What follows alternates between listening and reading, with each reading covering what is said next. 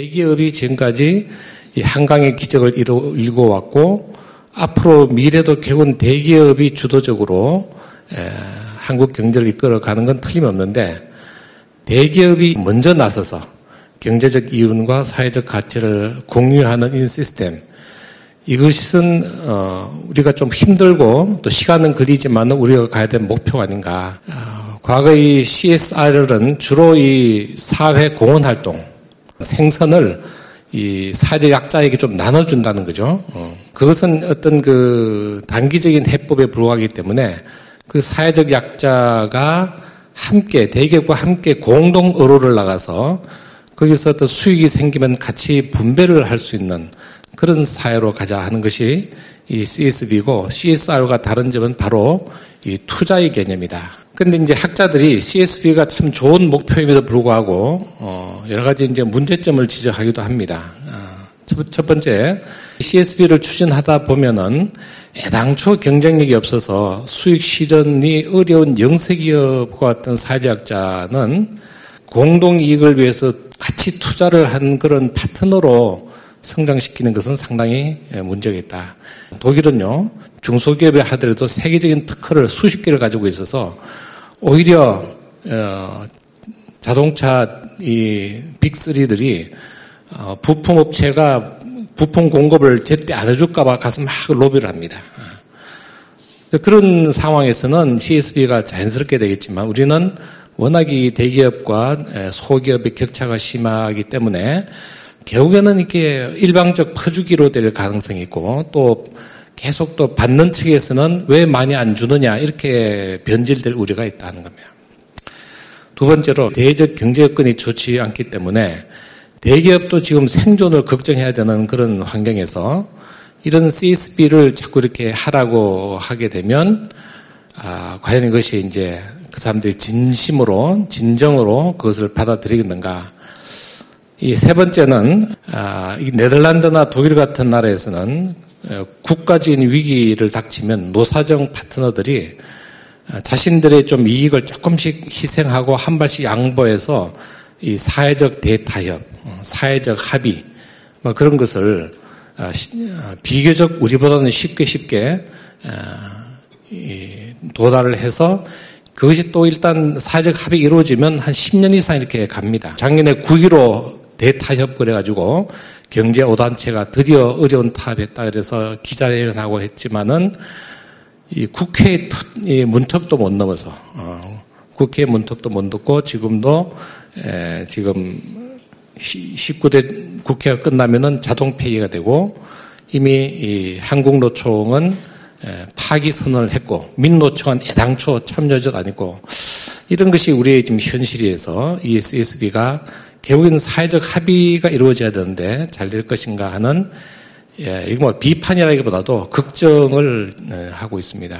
우리나라는 보시면은 한 10m 간격으로 뭐 이 해장국집 무슨 뭐 빈대떡집 뭐 냉면집 너무나 이 자영업자가 많고 해서 우리나라의 이 자영업은 OECD에서도 1위고 세계 최고의 수준입니다. 전체 취업의 30%가 이 개인 자영업자로 구성되어 있다는 것은 이 멕시코 한 2등 정도 하는데 뭐 그런 나라의 수준이란 말이죠. 명퇴를 하면은 대한민국 사회에서는 자기가 이렇게 20년, 30년 기업에서 닦은 노하우를 가지고 이렇게 의미 있는 직업으로 나아가는 것이 아니고 다 그냥 이 짜장면집 아니면 탕수육집 아니면 뭐 그런 데로 가기 때문에 이것이 참 결국에는 이 산업 구조가 취약하게 하고 조금이라도 이렇게 경기가 어려우면은 문을 완전히 닫아버리고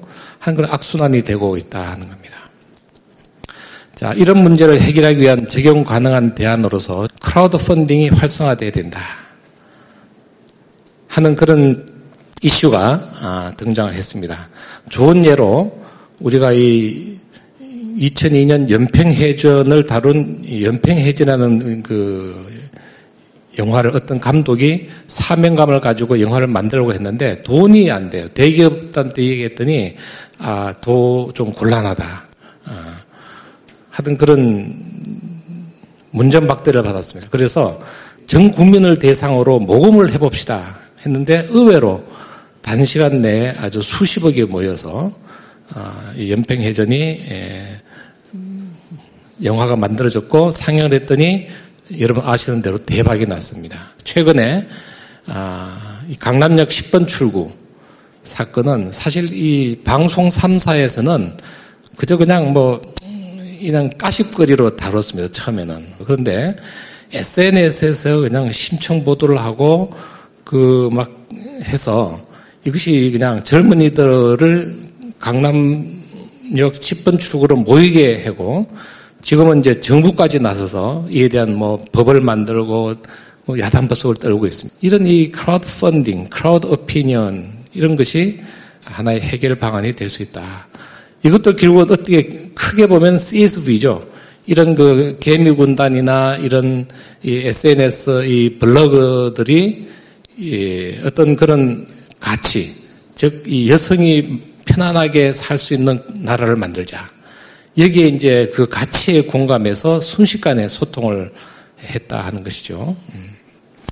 그래서 이미 이러한 현상은 다보스 포럼에서 올해 1월에 제4차 산업혁명의 시대를 이제 제시하면서 하나의 현상으로 설명을 하고 있습니다. 제4차 산업은 ICT 융합 기반으로 초지능, 초연결 이것이 특징입니다. 즉 초지능, 그러니까 사람의 사고를 뛰어넘는 알파고 같은 컴퓨터의 등장 시대에 초연결입니다. 즉 강남구 10번 출구에 이런 사건이 있었다 하는 것이 실시간으로 불과 그냥 한 몇 분 만에 전 국민에게 전달되는 것은 우리 인류가 지금까지 일찍이 없었던 경험이라는 거죠. 이미 우리 곁에 이 4차 산업혁명의 결과물이 다가오고 있는데 예를 들면 손정희 씨가 회장으로 있는 일본 소프트뱅크가 이미 개발해서 완판을 했던 이 감성지능 로봇 페퍼입니다. 이젠 택배는 다 드론으로 할 겁니다. 이미 아마존은 이 미국에서 실용화하고 있습니다. 특히 테슬라 자동차 제작에 이미 3D 기술이 사용되고 있고 심지어는 피부 이식에도 3D로 피부를 만들어서 붙이는 것까지 가능해졌다는 겁니다. 그런데 이런 4차 산업혁명이 가져온 것이 과거와는 달리 disruptive technology, 파괴적 기술이라는 겁니다. 즉 뭐냐면 인간의 일자리를 위협하고 인간의 어떤 일상생활을 위협하는 그런 나쁜 점도 있다 하는 것이죠. 일자리 감축 속도와 일자리 창출 속도에 비교해 보면 일자리 감축 속도가 엄청나게 더 빠르고 따라서 미국 내 현존하는 직업 중에 47%가 앞으로 10년 이내에 소멸될 것이다 하는 학자들의 보고가 있고요. 현재 전 세계 7살짜리 아이들의 65%는 지금은 존재하지도 않는 직업을 나중에 가지게 될 것이다. 그러면서 그저 그냥 텔레비를 사서 켜고 그러니까 이제 스마트폰을 사서 이용만 하는 사람과 스마트폰의 알고리즘을 알고 그것을 고칠 줄 아는 사람 간의 일자리가 완벽하게 이제 양극화되면서 이 양극화는 더 커지게 될 것이다. 생산성은 꾸준히 오릅니다. 이런 인공지능이나 로봇의 도움을 받아서 생산성은 꾸준히 오르는데 임금은 오르지 않는, 임금이 안 오른다는 얘기는 비정규직을 많이 쓰고 또 허드렛 일을 하는 단순 작업자들을 많이 쓰기 때문에 돈을 많이 줄 필요가 없는 거죠. 특히 제조업은 사람을 많이 쓰고 노동을 많이 투입하는 산업인데도 불구하고 1995년 이래로 사람의 노동이 차지하는 비중이 계속 떨어지고 있고 최근 2008년부터 현재는요 급격하게 절벽처럼 떨어지고 있다. 즉 노동의 종말이 아닌가 그런 우려를 주고 있는 것입니다. 자, 그런데 하나의 희망이 있는데 그것이 쉐어드 이코노미. 우리 양 교수님이 얘기한 이 CSV가 이 방향인데 아무리 이렇게 새로운 파괴적인 기술이 있다 하더라도 따뜻한 사람과 사람 간의 소통과 신뢰를 기반으로 하는 에어비앤비라든지 뭐 우버 같은 거라든지 뭐 또 돈이 필요하면은 은행에 가지 않고 사람끼리 서로 싼 이자로 서로 이렇게 주고받고 한다든지 이런 공유 경제 시장이 커질 것이다 하는 것은 좀 우리가 CSB의 확산을 희망하는 입장에서는 바람직한 전망이고, 공유 경제의 가장 큰 강점이 어떤 그 진입 장벽이 없고요. 진입 비용이 거의 제로에 가깝습니다. 그렇지 않습니까? 그래서 이 공유 경제가 착한 방향으로 잘 우리가 인도를 하게 되면 4차 산업혁명의 어떤 희망이 될 수 있다. 감사합니다.